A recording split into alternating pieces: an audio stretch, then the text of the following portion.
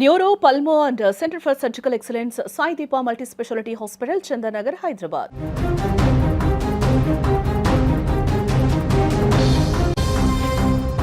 హైదరాబాద్లో వరుస అగ్ని ప్రమాదాలు ఆందోళన కలిగిస్తున్నాయి. నిన్న మైత్రివనంలో జరిగిన ఘటన మరవక ముందే నేడు కూకట్పల్లి కేపీహెచ్బీలో భారీ అగ్ని ప్రమాదం చోటు చేసుకుంది.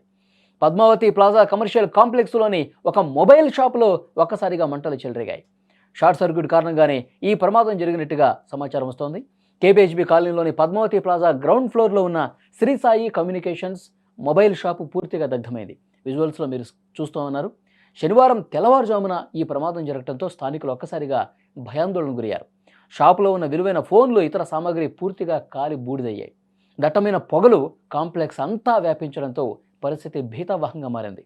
ప్రమాదం జరిగిన వెంటనే స్థానికులు అగ్నిమాపక సిబ్బందికి సమాచారం అందించారు. రంగంలోకి దిగిన ఫైర్ సిబ్బంది మంటలు అదుపులోకి తెచ్చారు. మంటలు పక్కనే ఉన్న ఇతర దుకాణాలకు వ్యాపించకుండా జాగ్రత్త చర్యలు చేపట్టారు. ఈ క్రమంలో లాడ్జిలో ఉన్నవారు, స్థానికులు ప్రాణభయంతో పరుగులు పెట్టినటువంటి పరిస్థితుంది. ప్రస్తుతం పరిస్థితి అదుపులోకి వచ్చినట్టుగా అధికారుల నుంచి సమాచారం వస్తుంది. ఒకసారి స్క్రీన్ మీద చూడండి. మొత్తం కూడా షాపు నుంచి పొగలు ఏ విధంగా వస్తున్నాయి. లోపల ఆల్మోస్ట్ అందులో ఉన్నటువంటి విలువైన ఫోన్లు కావచ్చు, ఇతర సామాగ్రి కావచ్చు, మొత్తం కూడా కాలిపోయినట్టుగా తెలుస్తుంది. సో అక్కడ పెద్ద ఎత్తున నష్టం జరిగింది. ఆ షాపు యజమాని అయితే తీవ్ర ఆందోళనలో ఉన్నటువంటి పరిస్థితుంది. అక్కడ ఆ ప్రమాదం తర్వాత అక్కడ ఉన్నటువంటి స్థానికులు ఫైర్ సిబ్బందికి సమాచారం అందించారు, పోలీసులకి సమాచారం ఇచ్చారు. ఉటావుట్న వాళ్ళకి వచ్చి మంటలు ఆర్పుతున్నటువంటి పరిస్థితి కూడా మీకు స్క్రీన్ మీద కనిపిస్తోంది.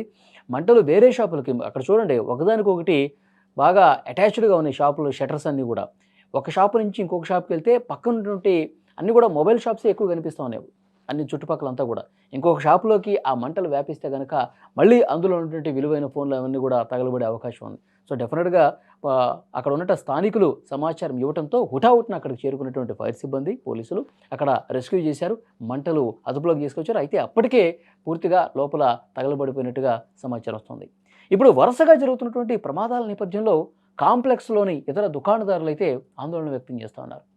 సమాచారం అందుకున్న వెంటనే మిగతా షాపు నిర్వాహకులు అక్కడికి చేరుకున్నారు. తమ దుకాణాలకు ఏమైనా నష్టం జరిగిందా అన్న ఆవేదనతో వాళ్ళు తనిఖీలు చేసుకుంటున్నటువంటి పరిస్థితి. ఫైర్ అధికారులు ప్రస్తుతం ఇతర షాపుల్లో కూడా సెర్చ్ ఆపరేషన్ చేస్తూ ఉన్నారు.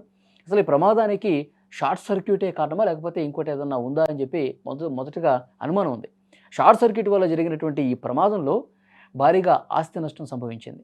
అదృష్టవశాత్తు ఎలాంటి ప్రాణ నష్టం జరగలేదు. అందరూ కూడా ఊపిరి పీల్చుకున్నారు.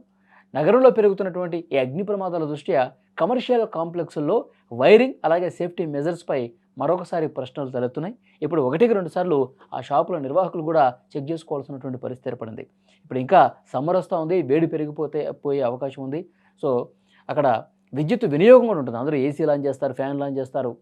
సో డెఫినెట్గా విద్యుత్ వినియోగం పెరిగే క్రమంలో సమ్మర్ కూడా వస్తున్నటువంటి నేపథ్యంలో ఈ ప్రమాదాలు జరగకుండా ఎవరికి వాళ్ళు చర్యలు తీసుకోవాల్సినటువంటి అవసరం అయితే చాలా స్పష్టంగా అనిపిస్తుంది.